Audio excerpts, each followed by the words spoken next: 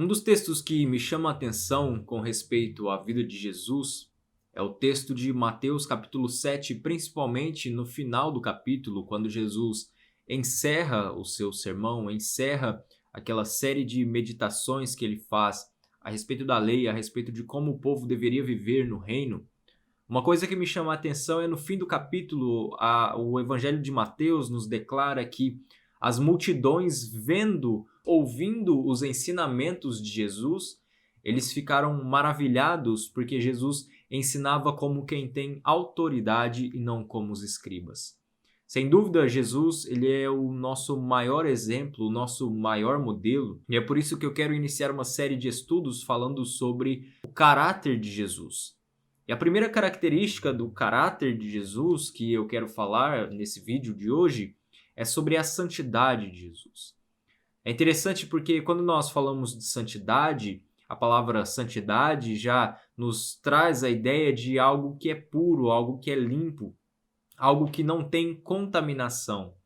Quando nós olhamos para essa palavra e podemos ler em toda a Escritura, talvez venha na sua mente logo o exemplo dos sacerdotes quando eles deveriam oferecer sacrifícios no templo ou até mesmo no tabernáculo. Existia uma série de coisas que os sacerdotes precisavam fazer.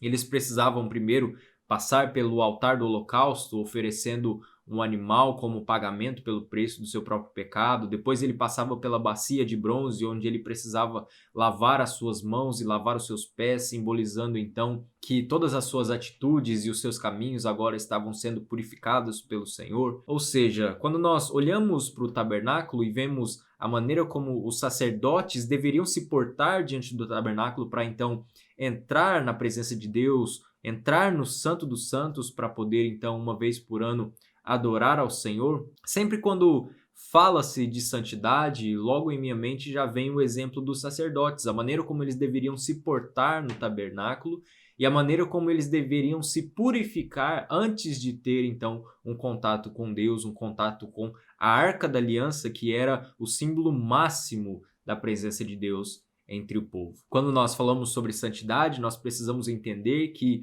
somente com uma vida de santidade é possível ter comunhão e contato com Deus.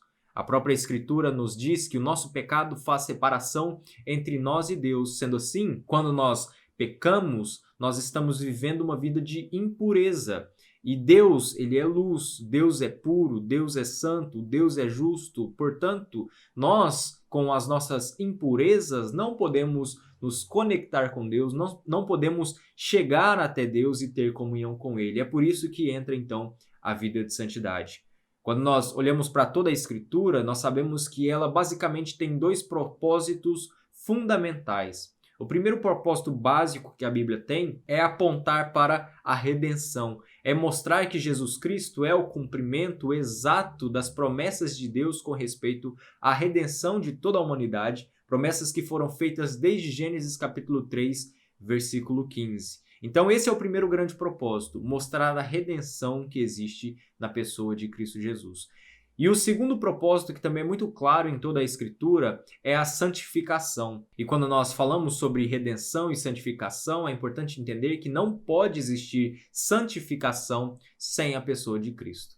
É por isso que quando nós olhamos para o exemplo de Jesus, nós enxergamos em Jesus não só a redenção, ou seja, não temos em Jesus somente o pagamento do preço pelo nosso pecado, mas nós também temos um modelo pelo qual nós também podemos viver e podemos seguir. É interessante que quando nós falamos sobre a santidade de Jesus, isso significa que Jesus ele era isento de toda e qualquer contaminação. O texto de 1 João capítulo 3, versículos 4 e 5 nos diz: todo aquele que pratica o pecado também transgride a lei, porque o pecado é a transgressão da lei. Sabeis também que ele se manifestou para tirar os pecados, ou seja, a redenção, e nele não existe pecado. Em outras palavras, Jesus era isento de toda e qualquer contaminação. Além disso, ele era completamente puro. É o que o texto de 1 João capítulo 3, versículo 3 vai nos dizer. Que a si mesmo se purifica todo aquele que tem nele essa esperança, assim como ele é puro. Ou seja, O texto de João, a epístola de João, ela vai nos dizer que o Senhor Jesus ele era também puro. É interessante que quando nós falamos sobre a pureza, nós podemos olhar para as Escrituras e ver várias ilustrações que são utilizadas para a pureza, como por exemplo, quando a Bíblia fala sobre a lâmpada, quando ela fala sobre a luz. A Bíblia também nos diz que Deus é luz e não há nele treva nenhuma. A luz era usada muitas vezes como sinônimo de pureza, de purificação. Sendo assim, quando nós olhamos para a pessoa do Senhor Jesus Cristo, nós sabemos que ele é luz, não pode haver nele treva nenhuma. Além disso, quando falamos que Jesus é santo, nós podemos ver que o padrão de santidade que Jesus tinha não era um padrão estabelecido simplesmente pela lei, mas era um padrão que vinha do próprio Deus. 1 João capítulo 1, versículo 5 nos diz: Ora, a mensagem que da parte dele temos ouvido e vos anunciamos é essa, que Deus é luz e não há nele treva nenhuma. Sendo assim, a Bíblia vai unir esses dois pensamentos, principalmente a primeira epístola de João, porque vai unir esses dois pensamentos, mostrando que Deus é luz e Jesus não existe treva nenhuma. O próprio Senhor Jesus Cristo diz em João capítulo 8, versículo 12: Eu sou a luz do mundo.